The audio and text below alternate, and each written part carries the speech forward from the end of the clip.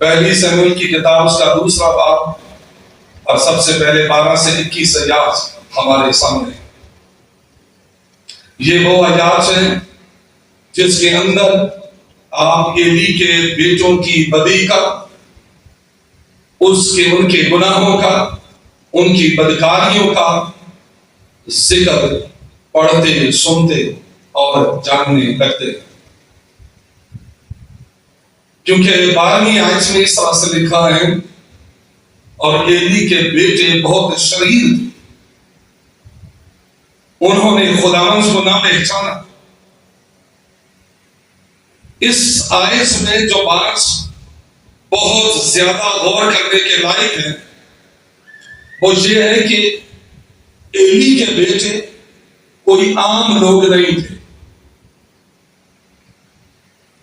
ان بیٹوں کا جو باپ تھا وہ بھی کوئی عام شخص نہیں تھا،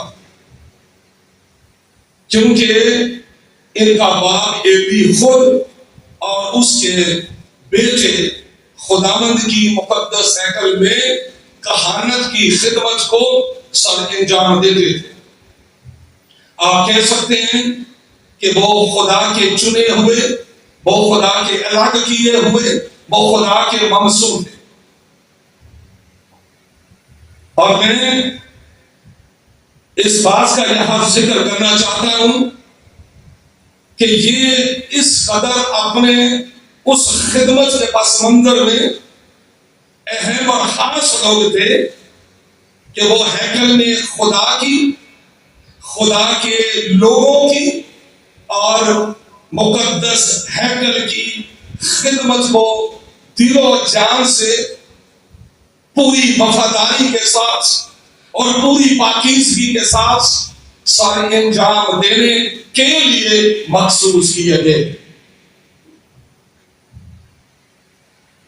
مجھے اور آپ کو ہمیشہ یہ یاد رکھنا چاہیے کہ خدا جب بھی کسی شخص کو اپنی مقدس ہیکل میں اپنی کسی خدمت کے لیے مخصوص کرتا ہے، الگ کرتا ہے، اسے اپنی میراث بناتا ہے، اسے اپنا بقیہ بناتا ہے، اسے اپنی قوم بناتا ہے، اسے اپنا خاندان بناتا ہے، تو اس کی زندگی اور اس کا کردار، اس کا رویہ کس پیمانے کا ہونا چاہیے، کس طرح سے وہ پاک ہونا چاہیے اور خداوند کے ساتھ وہ جڑا ہوا ہونا چاہیے. کیونکہ خدا اور گناہ کو لے کر ایسا شخص جو کسی خدمت پر فائز ہے یا خدا نے اسے چن لیا ہے، آپ ہی چنے ہوئے ہیں، جس سے خدا نے چن لیا ہے ایسے قوم کی حیثیت سے یا خاندان کی حیثیت سے یا خادم اور خدمت کے حوالے سے، تو اسے یاد رکھنا چاہیے کہ وہ خدا اور گناہ دونوں کو اکٹھا لے کر نہیں چل سکتا. وہ گناہ کو اور نافرمانی کو، وہ بدی اور بدکاری کو لے کر نہیں چل سکتا. وہ کہے کہ میں خدا کی پیروی بھی کرتا ہوں، میں خدا کی خدمت بھی چرچ میں کرتا ہوں، میں اس کا بیٹا اور بیٹی بھی ہوں، میں اس کا شاگرد بھی ہوں، میں اس کا کاہن بھی ہوں، اور ساتھ ساتھ گناہ میں بھی جیے اور گناہ کو بھی جاری رکھے. آپ یاد رکھیے یہ خدا کو گوارا نہیں، کسی طور پر بھی یہ خدا کو گوارا نہیں ہے. اسی طرح کلام کے اس حصے سے آپ کو پتا چلتا ہے کہ ایلی کے بیٹے اس حد تک گمراہ ہو چکے تھے کہ جو عورتیں مقدس ہیکل کے دروازے پر، خیمہ اجتماع کے دروازے پر خدمت کرنے کے لیے آتی تھی یا سجدہ تعظیم پیش کرنے کے لیے آتی تھی، تو وہ ان کے ساتھ زبردستی زنا کرتے تھے، وہ ان کے ساتھ ہم آغوشی کرتے تھے، وہ ان کے ساتھ بدکاری کرتے تھے. کن کی بات کر رہا ہوں میں؟ ایلی کے بیٹوں کی. جو خود بھی کہانت کے عہدے پر فائز ہوئے، وہ آنے والی بچیوں کے ساتھ زیادتی کرتے، انہیں زنا کرنے پر مجبور کرتے۔ اس کے ساتھ ساتھ آپ کو اس حوالے میں ملے گا کہ وہ خداوند کی قربانیوں کو اور نذرانوں کو ناپاک کرتے حقیر سمجھتے، وہ قربانی چڑھانے والوں کو لوٹتے، انہیں دبکاتے، تھریٹ کرتے، ابھی آپ نے طلباء سے سنا، اور لوٹے ہوئے مال سے اپنی ذاتی زندگی میں عیاشی کرتے۔ وہ اتنے ضدی تھے، اتنے مغرور تھے، اتنے گھمنڈی تھے، اتنے چھوٹے تھے، اتنے مکار تھے کہ آپ انہیں کسی کی نصیحت یا کسی قسم کی کوئی وارننگ ان پر کوئی اثر نہیں کرتی۔ آگے ہم خدا کے کلام میں سیکھتے ہیں وہ خدا کی پاک چیزوں کو ناپاک کرتے، خدا کی پاک چیزوں کو وہ ناپاک کرتے، لوگ خدا کے لوگوں سے نافرمانی کرواتے، اور یہ سب کچھ جو کچھ کر رہے تھے، جو کچھ ہو رہا تھا ہیکل میں، خدا کی نظر میں لکھا ہے بہت بڑا گناہ۔ خدا کی نظر میں یہ بہت بڑا گناہ تھا۔ خدا کی مقدس ہیکل میں آپ کس طرح سے عبادت کے لیے آتے ہیں، خدا کی نظر اس پر ہے۔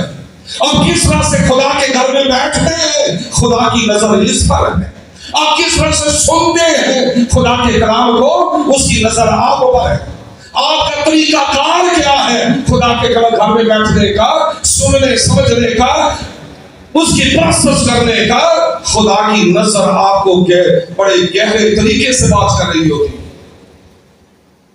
خدا کے گھر کی تعظیم اگر کسی کو نہیں آتی، اسے نہیں آنا چاہیے، اس لیے کہ وہ خدا کے گھر کی عبادت کی تسلیم نہ کرے۔ یہی کام ایلی کے بیٹوں نے جاری و ساری رکھا ہوا تھا، نہ وہ خود تعظیم کرتے، نہ آنے والوں کو تعظیم کا درس دیتے۔ وہ اس قدر شریر بن گئے، اس قدر گنہگار بن گئے کہ اب خداوند خدا ان کے لیے ایک بڑا فیصلہ کرنے والا۔ آپ کو اس کلام کے حصے سے پتا چلتا ہے حالات انہوں نے ہیکل کے اس طرح کے بنا دیے کہ دوسرے باب کی 70ویں آیت میں کیا لکھا ہے؟ 70ویں آیت میں لکھا ہے لوگ خداوند کی قربانی سے گھن کرنے لگے تھے، خدا کی قربانیاں پیش کرنے سے نفرت کرنے لگے تھے۔ وہ تنگ آ گئے تھے کہ اگر اس طرح سے قربانی چڑھانی ہے، اس طرح سے عبادت کرنی ہے تو اس سے بہتر ہے کہ نہ کی جائے۔ انہوں نے خدا کے گھر سے لوگوں کو بے دل کر دیا۔ کسی ایک شخص کا کریکٹر، کسی ایک شخص کی گندی زندگی بہتوں کے لیے ٹھوکر کا باعث بنتی ہے۔ انہوں نے لوگوں کی زندگی کو، قربانیوں کو، عبادت کو اچھی بنا دیا۔ ان کی ساکھ اس طرح کی خراب ہو چکی تھی کہ لوگ عبادت کرنے سے بیزار آپ کو نظر آتے۔ اور ستم یہ ہے کہ جب وہ ان گناہوں اور بدیوں اور شرارتوں کو اس کے باپ کے پاس اس کا ذکر کرنے، اسے بتانے کے لیے جاتے، باپ کون ہے؟ ایلی ہے، سردار کا ہے۔ تو نوٹ کریں کہ باپ جو ہے اتنے عرصے تک آپ کو ایلی کی طرف سے اپنے بچوں کی تربیت اور تنبیہ کے حوالے سے کچھ نہیں ملتا ہے، سوائے ایک جگہ پر جب لوگ بار بار اصرار کرنے لگے تو تب جا کر ایلی نے اپنے بیٹوں کے لیے کچھ ایسے الفاظ ادا کیے جو انتہائی نرم قسم کے تھے۔ یعنی آپ غور کیجئے، خدا کی تنبیہ اس کے بارے میں، اس کے بچوں کے بارے میں، اس کے خاندان کے بارے میں اس کی خدمت کے بارے میں کس قدر سخت ہے، اب یہاں پڑھ کے پڑھیے گا میرے ساتھ آگے۔ لیکن اس کی نسبت ایلی کی اپنے بچوں کو نصیحت بڑی ہی نرم و ملائم آپ کو نظر آتی ہے۔ کیا جملے اس نے ادا کیے آپ میرے ساتھ اس خدا کے کلام میں سے دیکھ سکتے ہیں۔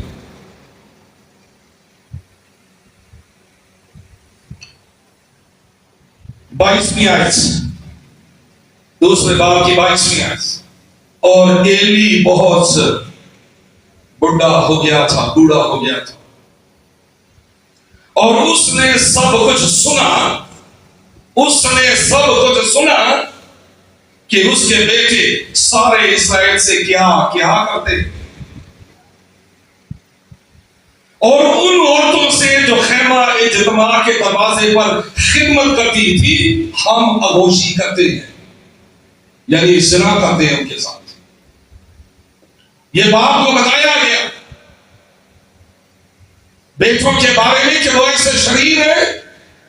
لوگوں نے جا کر شکایت کی،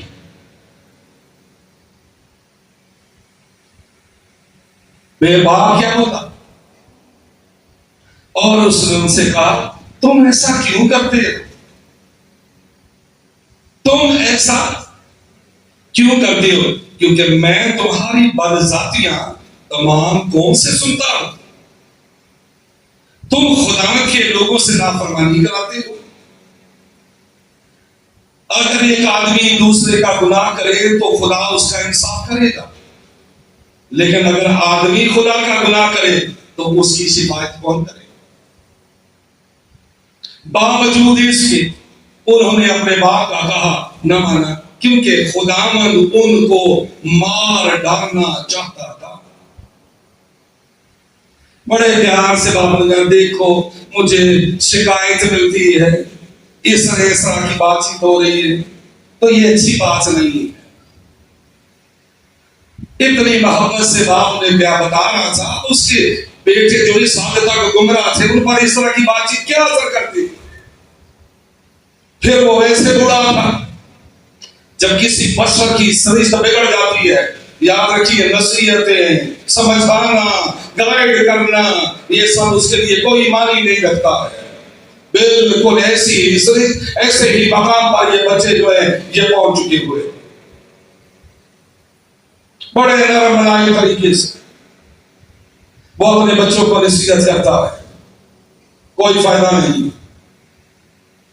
میں یہاں آپ کو ایک نصیحت کرنا چاہتا ہوں، اور وہ اس کلام کی روشنی میں یہ ہے کہ جو ماں باپ، یہاں بہت سے ماں باپ بیٹھے ہیں، جو ماں باپ اور جو خاندان کے بڑے اگر اپنے بچوں کو نصیحت نہیں کر سکتے، اگر وہ اپنے بچوں کو ڈانٹ نہیں سکتے ہیں، ان پر سخت ایکشن نہیں لے سکتے ہیں، انہیں گائیڈ نہیں کر سکتے ہیں، ان کی برائی پر چھری نہیں اٹھا سکتے ہیں، تو کلام واضح طور پہ کہتا ہے وہ ان کے گناہ میں شامل ہیں۔ ایسے ماں باپ کہلانے کے لائق نہیں ہے جن کی اولاد اس حد تک بگڑ جائے اور نافرمان ہو جائے، بدتمیز ہو جائے کہ وہ اپنے ماں باپ کو بھی آنکھیں دکھانے لگے۔ تو یاد رکھے کلام خدا نے لکھا ہے وہ ان کے گناہوں میں برابر کے شریک ہیں۔ باپ کی کوئی بات نہ مانی بچوں نے، اور برابر کا وہ شریک تھا، وہ برابر کا شریک تھا، اس لیے شریک تھا کہ جو نذرانے کو لوٹ کر لاتے تھے، جو ہدیے کو چڑھا کر لاتے تھے، جو گوشت کو چھین کر لاتے تھے، باپ انہی کے ساتھ بیٹھ کر وہ کھاتا بھی تھا، انہی کے ساتھ بیٹھ کر وہ ان کے اس گناہ میں شامل ہوتا رہا۔ اور جب یہ بات انتہا کو پہنچی تو خدا نے ایک خادم کو بھیجا، خدا نے ایک نبی کو بھیجا، اور اس نے کہا ایلی تو اپنے بیٹوں کے گناہ میں برابر کا شریک ہے، اس لیے کہ تم نے انہیں نہ سمجھایا نہ گائیڈ کیا، اور آج وہ یہاں تک جا پہنچے، نہ پہچان بچی، نہ عزت بچی، نہ رتبہ بچا، کچھ باقی نہ رہا۔ اب ذرا غور کریں خدا اپنی ذات میں کیسا مہربان ہے. اس سے پہلے کہ بچے ہلاک ہو جائیں، اس سے پہلے کہ ایلی تباہ و برباد ہو جائے، خدا کو اس بات کا اندازہ ہے کہ ایلی اب کسی سے اور اس کی اولاد کسی سے سمجھنے والے نہیں. تیسرے بندے کو بھیجا گیا. اب تیسرا آدمی، تیسرا شخص جو خدا کا خادم ہے، جو نبی ہے، وہ اس کے پاس پہنچتا ہے اور اس خاندان کو آخری پیغام بھیجا جاتا ہے. آخری پیغام کیا ہے؟ میرے ساتھ ذرا نکالیے اگر بائبل آپ نے کھولی بھی ہے. دوسرے باب کی 31ویں آیت سے ذرا پیغام جو آیا ہے وہ لے کر میں ذرا آپ کے سامنے پڑھنا چاہتا ہوں.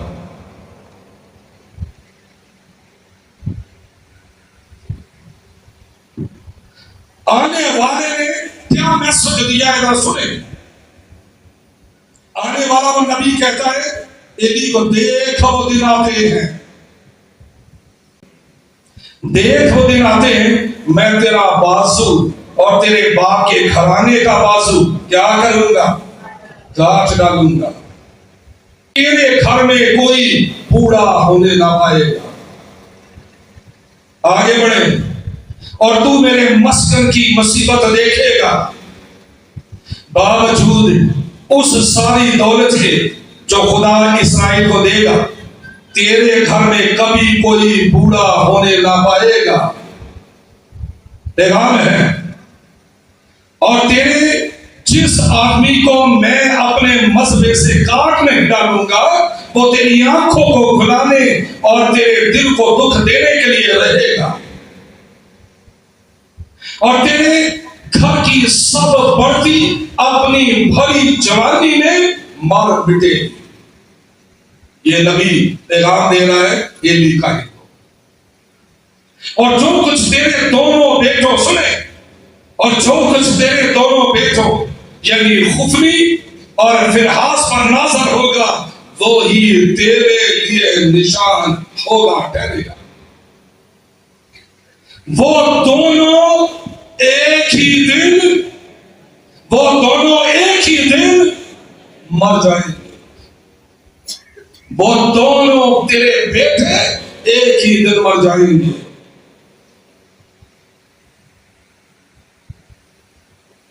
اور آگے کہا تیرے پاس بڑی دولت اور پیسہ ہے. اگلی آیات سے دیکھیے، پڑھیں گے تو آپ کو ملے گا. تو روٹی کے ایک ایک ٹکڑے کے لیے ترسے.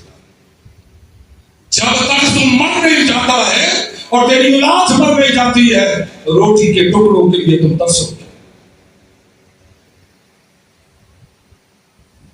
36ویں آیت. اور ایسا ہوگا کہ ہر ایک شخص جو تیرے گھر میں بچ رہے گا، ایک ٹکڑے چاندی اور روٹی کے گردے کے لیے اس کے سامنے آ کر سجدہ کرے گا اور کہے گا کہ کہانت کا کوئی کام مجھے دیجیے تاکہ میں روٹی کا نوالہ کھا سکوں. خداوند جب انتقام لیتا ہے پھر اس لیول کا دیتا. یہ وہ اصل میں سرکش لوگ ہیں، یہ بگڑی ہوئی اولاد ہے جو کسی طرح سے تربیت پذیر نہیں ہوتی ہے، جو کسی طرح سے خدا کے حکموں کو اور اس کے کلام کو سنجیدگی سے نہیں لیتی. وہ کلام اور بدی دونوں کو جاری رکھتے ہیں. وہ خدمتوں کے ساتھ ساتھ من سے بدن سے ناپاک ہوتے ہیں. ان کا باطن اندر سے تکبر، غرور، گھمنڈ سے بھرا ہوتا ہے. خدا ان کے بازو کاٹ ڈالتا ہے. خدا انہیں بے بس اور لاچار بنا دیتا ہے. وہ روٹی کے ٹکڑے کے لیے ترستے. یہاں خدا فرماتا ہے انہوں نے اس جگہ پر رہ کر وہ کام کیا جو نہیں کرنا چاہیے تھا. خدا نے تیسرا آدمی بھیجا. تیری ذلت کا وقت آ پہنچا ہے. تیرے بیٹوں کی موت کا وقت آ پہنچا ہے. تم نے ٹارگٹ ہیکل کو کیا، تم نے سیاست کا گھر ہیکل کو بنایا، تم نے ناپاکی کی جگہ ہیکل کو بنایا. خدا لکھا ہے سخت غصے میں اور ناراض. اس طرح سے وہ شخص آیا، اس نے یہ ساری باتیں اس کے ساتھ شریک. ایک ہی دن میں وہ سارے کے سارے تیرے بیٹے مر جائیں گے۔ بچہ اگر مر جائے نا تو بہت غم ہوتا ہے، بچہ مر جائے تو بہت غم ہوتا ہے، لیکن اگر بچہ بگڑ جائے تو وہ زندہ لاش بن جاتا ہے۔ اگر وہ لاش بگڑ جائے تو وہ زندہ لاش بن جاتی ہے۔ ایسی لاش جو بے حس، بے پرواہ اور خدا کی بے عزتی کرنے والے بن جاتے ہیں۔ یہ ایسی اولاد ہے جن کی لاشوں پر رونے سے بھی زیادہ ان کی اس زندہ لاش پر ماتم کرنے کی ضرورت پڑ جاتی ہے۔ یہ ایسی اولاد بن جاتی ہے جو نیک نامی کی بجائے ذلت کو جھولی میں ڈالتی ہے۔ یہاں اس نے سب کچھ بتایا، دن شروع ہو گئی، فلسطینیوں نے اسرائیل پر چڑھائی کر دی، کیونکہ خدا نے اب اس پیغام کو جو بھیجا گیا تھا اب اسے اینڈ کرنا تھا، اب اسے پورا کرنے کا مقصد ہے۔ جنگ شروع ہو گئی، بنی اسرائیل کے ہزاروں اور لاکھوں کے حساب سے لوگ فلسطینیوں کا مقابلہ کرنے کے لیے پہنچ گئے۔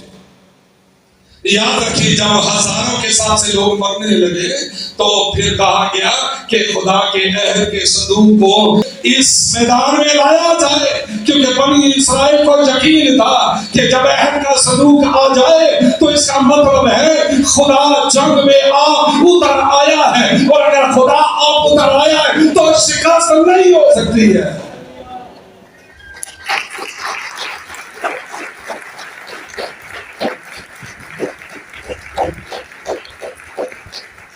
جنگ میں عہد کا صندوق اٹھائے ہوئے پہنچے، لوگ پہنچے، کاہن بھی بیچ میں تھے، عہد کا صندوق بھی بیچ میں تھا، لیکن کاہن تھے، سورما تھے، جنگجو تھے، سب کچھ تھا، پر ایک نہیں تھا۔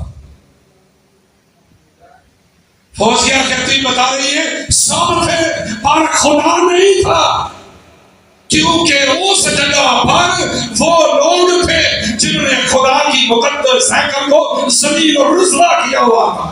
اب ہی تو سزا کا وقت تھا، اب ہی تو وہ وقت تھا جب خدا کے منہ سے نکلے ہوئے اس خدا کے خاتم کے الفاظ پورے ہونے تھے۔ کلام خدا میں لکھا ہے فلسطینیوں نے ایسا مارا، ہزاروں کے حساب سے انہوں نے زیوس کی اسرائیل کی فوجیوں کی لاشیں بچھا دی۔ کنہوں نے؟ فلسطینیوں نے۔ نہ صرف انہوں نے یہ کام کیا بلکہ عہد کا صندوق بھی وہ چھین کر لے گئے۔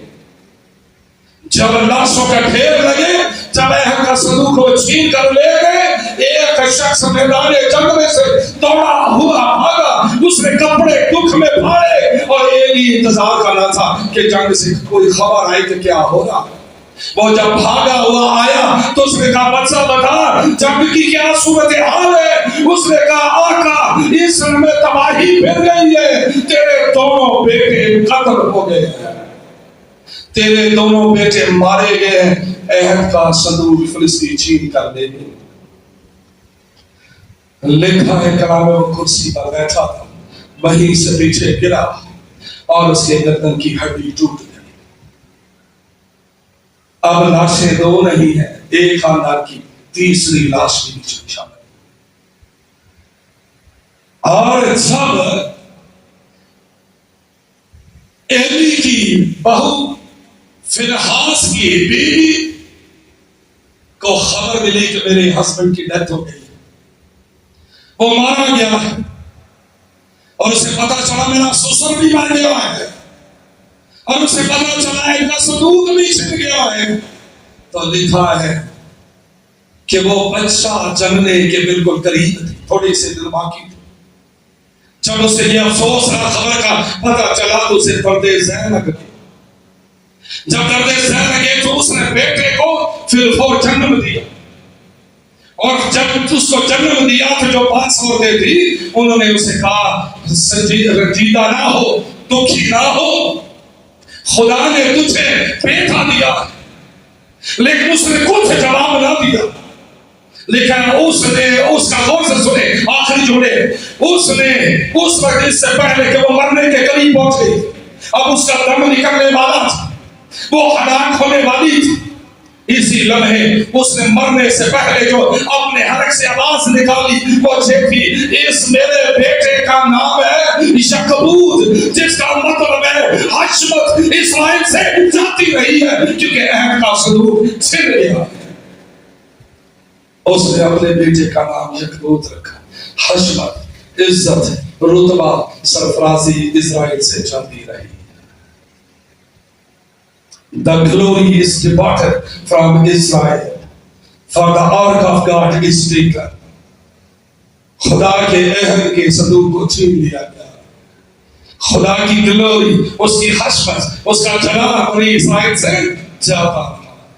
اسے شاید اتنا دکھ اپنے ہسبینڈ کے مرنے کا نہیں تھا، اسے اتنا دکھ اس اپنے سسر کی ڈیتھ پر نہیں تھا، جتنا اسے دکھ اس بات کا تھا کہ بنی اسرائیل سے عہد کا صندوق چھن گیا. اس سے پہلے کہ بیٹا ہلاکت آئے، اس سے پہلے کہ بربادی آئے، چیزوں کو سنبھالنا اور توبہ اور معافی کی طرف جانا بہت بڑی برکت اور سلامتی کو لاتا ہے.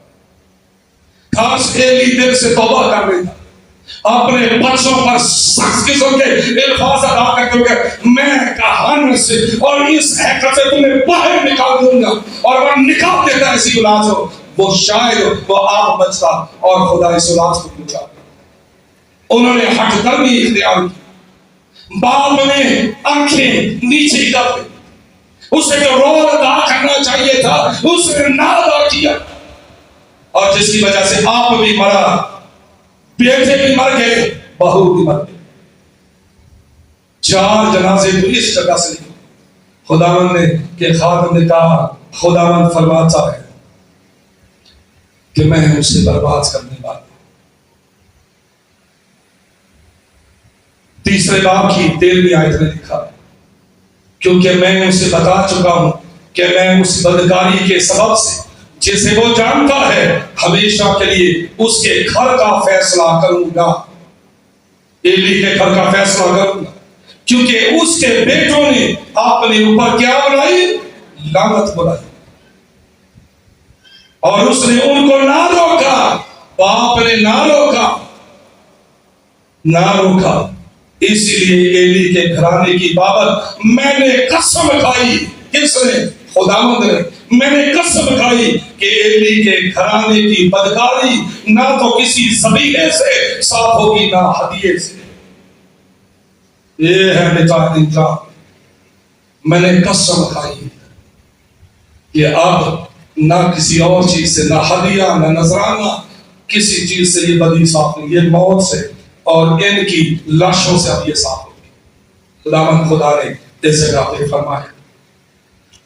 اور میں آپ کے سامنے 4 باب کی چند آیات پڑھنا چاہتا ہوں. میرے ساتھ دیکھیے 17ویں آیت. اس خبر لانے والے نے جواب دیا، اسرائیلی فلسطینیوں کے آگے سے بھاگے، اور لوگوں میں بھی بڑی خون ریزی ہوئی، اور تیرے دونوں بیٹے حفنی اور فنحاس بھی مر گئے، اور خدا کا صندوق چھن گیا.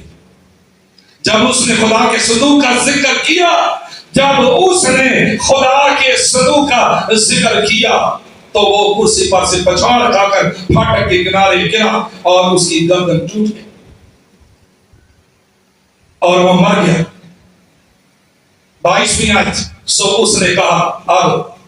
اس نے اس کا نام یکبود رکھا اور کہنے لگی حشمت اسرائیل سے جاتی، اس لیے کہ خدا کا صندوق چھن گیا اور اس کا حسن اور خامن جاتے رہے. سو اس نے کہا حشمت اسرائیل سے جاتی رہی کیونکہ خدا کا صندوق چھن گیا. یہ سب کس کی وجہ سے ہوا؟ یہ کس کی وجہ سے ہوا؟ بعض اوقات ہماری شکست کے پیچھے ہمارے اپنے لوگ ہوتے ہیں، ہماری اپنی بربادی کے پیچھے ہمارے اپنے لوگ ہوتے ہیں، ہماری ناکامیوں کے پیچھے ہمارے لوگ ہوتے ہیں. ان کی نفرتیں ہوتی ہیں، ان کا حسد ہوتا ہے، وہ خود ناکامی پہلوانی کے پیچھے مین رول ادا کرتے. یہ یاد رکھیے گا، جسے مارنے کا وہ ٹھان لے پھر اسے کوئی بچا نہیں سکتا. اور میں یہ بھی کہہ دوں، جسے عزت دینے کی وہ ٹھان لے پھر اسے بھی کوئی گرا نہیں سکتا. ہاللیلویا. جسے وہ عزت دینا چاہے پھر اسے کوئی نہیں مار سکتا، نہ اسے کوئی گرا سکتا. خدا اس کلام کے وسیلے سے مجھے اور آپ سبوں کو کثرت کی برکت دے.